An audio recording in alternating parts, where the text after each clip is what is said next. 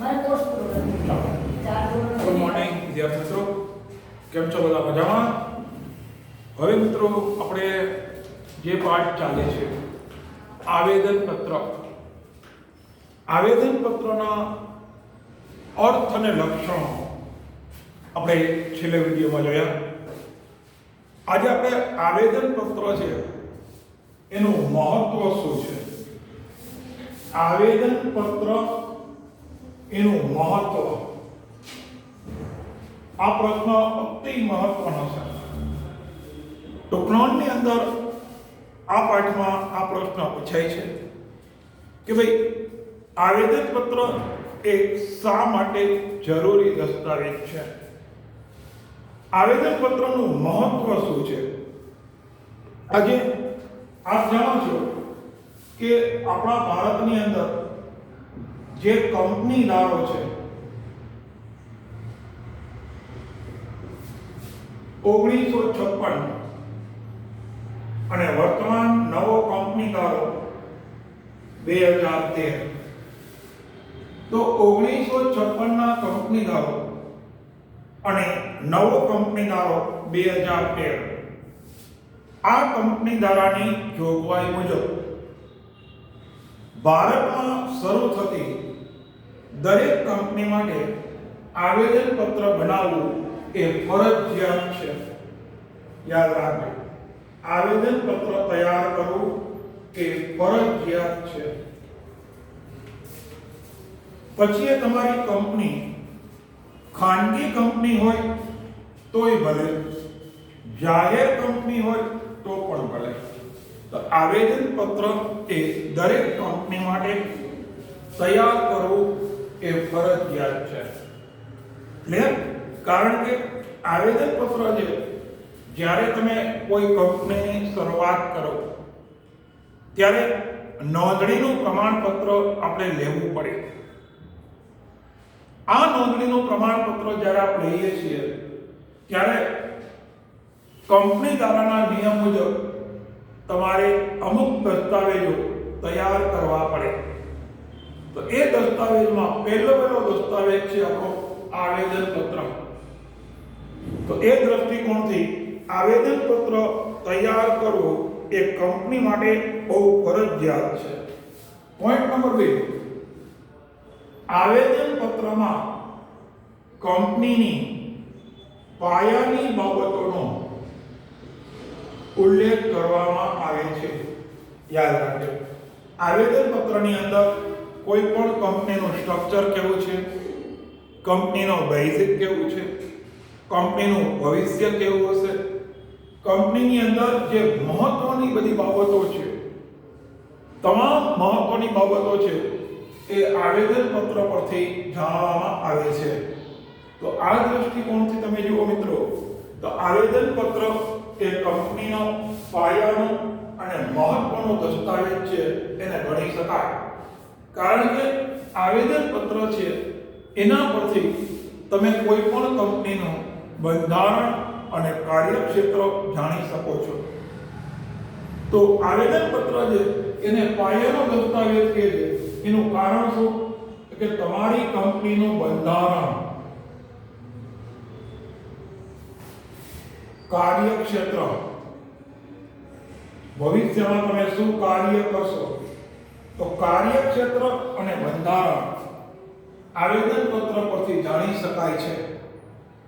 તો એના માટે એને કંપનીનો પાયાનો દસ્તાવેજ કહે છે. બીજું, જાહેર કંપની હોય કે ખાનગી કંપની હોય, દરેક કંપની માટે આવેદન પત્ર તૈયાર કરવું એ ફરજિયાત છે.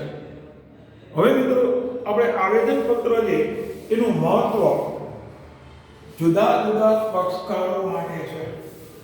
એમાં પહેલું છે કંપનીની દ્રષ્ટિએ.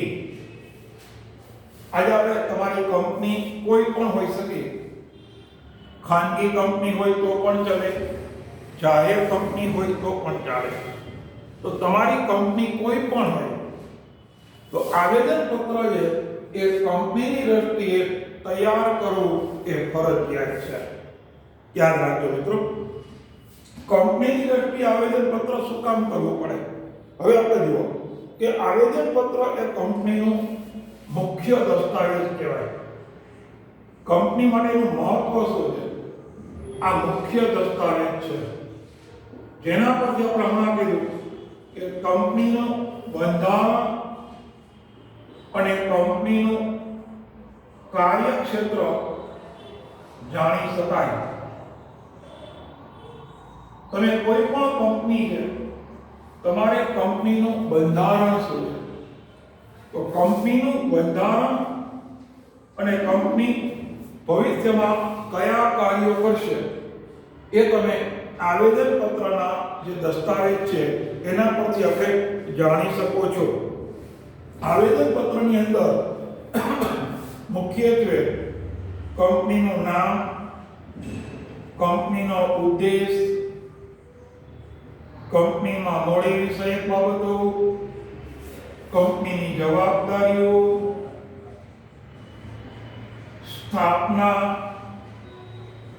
સ્થાપનાની કલમ જેને કહેવાય, અને કાયદા વિષયક પાલનની જાહેરાત, કાયદા પાલન.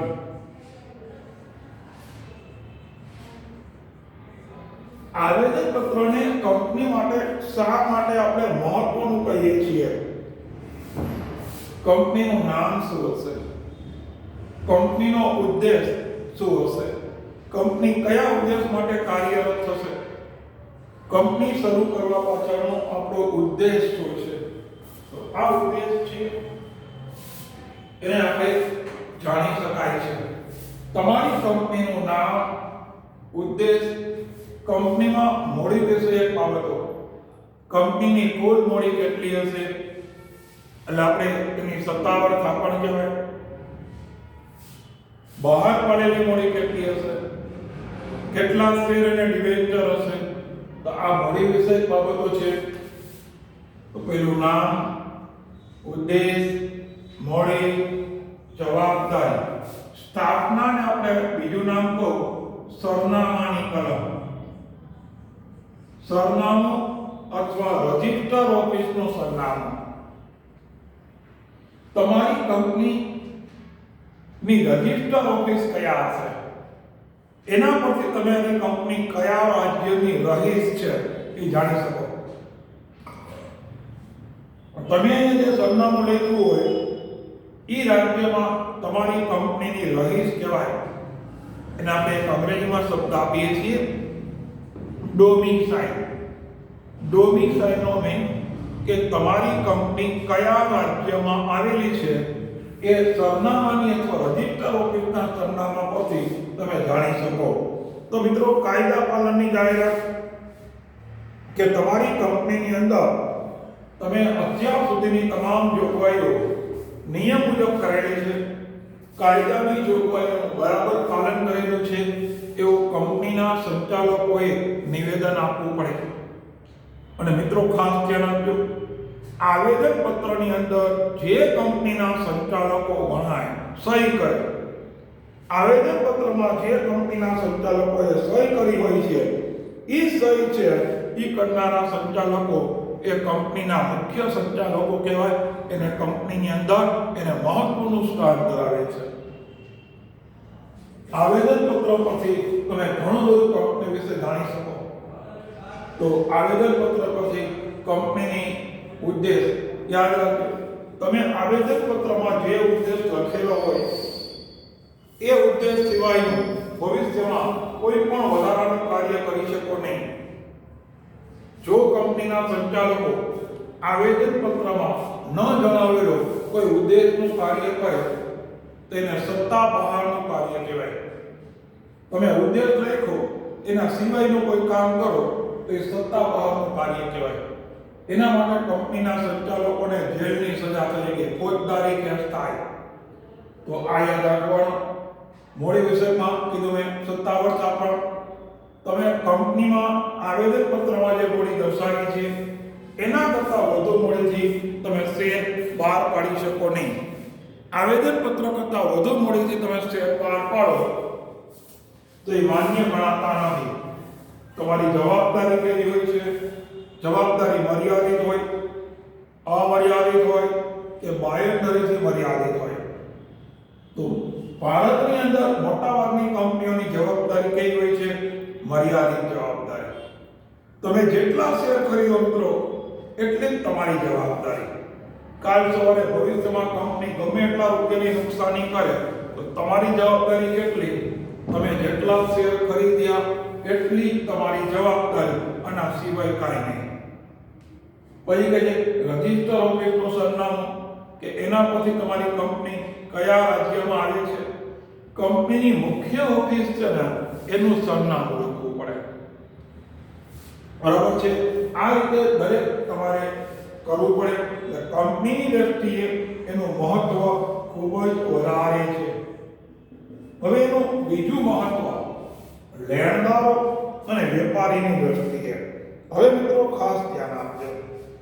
આવેદનપત્ર છે, આવેદનપત્રનો અભ્યાસ કરીને તમારું આવેદનપત્ર હોય એનો અભ્યાસ કરવામાં આવે. આવેદનપત્ર છે એનો અભ્યાસ કરીને કંપનીના ત્રાહિત પક્ષકાર છે, જે કંપનીના શેર હોલ્ડર અને કંપની સિવાયનો કોઈ પક્ષ હોય એને ત્રાહિત પક્ષ કહેવાય. તો ત્રાહિત પક્ષકારોએ કંપની સાથેનો સંબંધ તમે અહીંયા નક્કી કરવામાં આવે છે. તો આવેદનપત્રનું મહત્વ એ છે કે ત્રાહિત પક્ષ પ્રત્યેનો સંબંધ. આવેદનપત્ર પરથી આપણે ત્રાહિત પક્ષકાર પ્રત્યેનો સંબંધ છે એ જાણી શકાય. કે આવેદનપત્રનો અભ્યાસ કરી જે લોકો કંપનીની અંદર રોકાણ કરવા માંગે છે, અથવા કદાચ આપણે કંપનીને ઉધાર માલ ખરીદવો છે, તમારે ઉધાર માલ ખરીદવો હોય એટલે કે તમારે માલ ખરીદવો હોય એના પૈસા ભવિષ્યમાં ચૂકવવાના હોય તો એને ઉધાર માલની ખરીદી કહેવાય.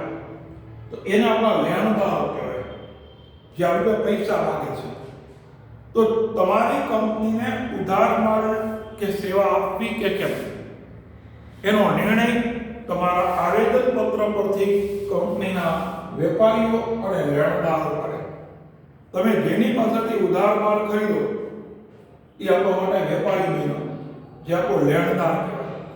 બીજો પોઈન્ટ, તમે કોઈની પાસેથી પૈસા ઉછીના લેવા જાઓ, આપણે બેંક પાસે જાય, નાણાકીય સંસ્થા પાસે જાય, તો તમને બેંક અને નાણાકીય સંસ્થા ક્યારે પૈસા ઉછીના આપે મિત્રો? કે જ્યારે તમારી આર્થિક પરિસ્થિતિ સારી હોય, આર્થિક પરિસ્થિતિ સ્ટ્રોંગ હોય, તો બેંક છે અથવા નાણાકીય સંસ્થા છે એ તમને પૈસા ઉછીના આપે. તો આવેદનપત્ર છે એનો અભ્યાસ કરીને લેણદારો એટલે કે જે તમને પૈસા ઉછીના આપે છે, જેમાં બેંક આવી શકે, નાણાકીય સંસ્થા આવી શકે, વેપારીઓ એટલે જેની પાસે તમે ઉધાર માલ ખરીદવા માંગો છો, તો એ વેપારી પહેલા પોતાની સલામતી જોવે કે તમને ઉધાર માલ આપવો કે કેમ. એ કારણ કે પોતાના સલામતી જોવાનો બધાને અધિકાર છે. તો મિત્રો લેણદારોમાં યાદ રાખવાનો બેંકો અને નાણાકીય સંસ્થા. બેંક અને નાણાકીય સંસ્થા છે એ તમારી પરિસ્થિતિ જોઈ તમને નાણાં ઉછીના આપવા કે ન આપવા એનો નિર્ણય કરે છે. તમારી આર્થિક કન્ડિશન કેવી છે, તો આર્થિક કન્ડિશનનો અભ્યાસ કરે અને એ અભ્યાસ કરીને તમને પૈસા આપવા કે નહીં એનો નિર્ણય લે છે. જ્યારે વેપારીઓમાં શું આવે કે તમને ઉધાર માલ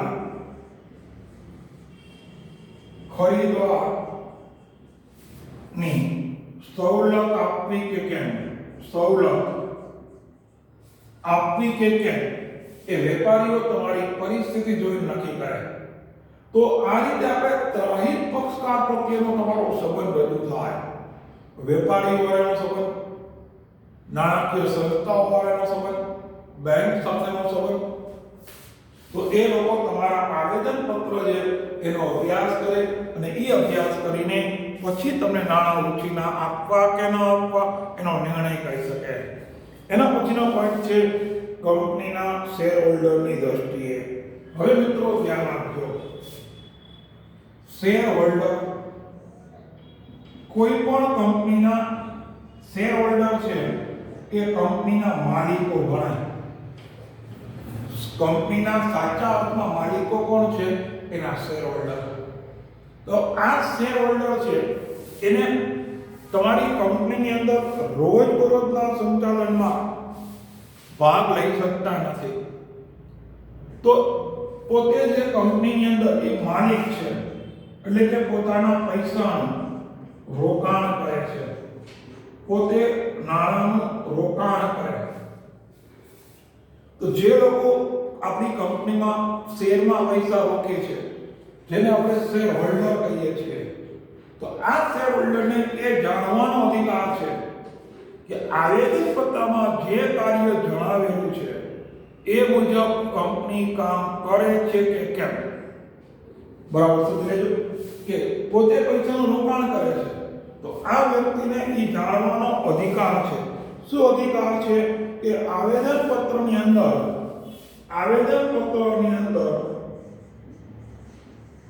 જે કાર્ય દર્શાવેલ હોય તે મુજબ કંપની કામ કરે છે કે કેમ એને ખાતરી આવેદન પત્ર પરથી મળે.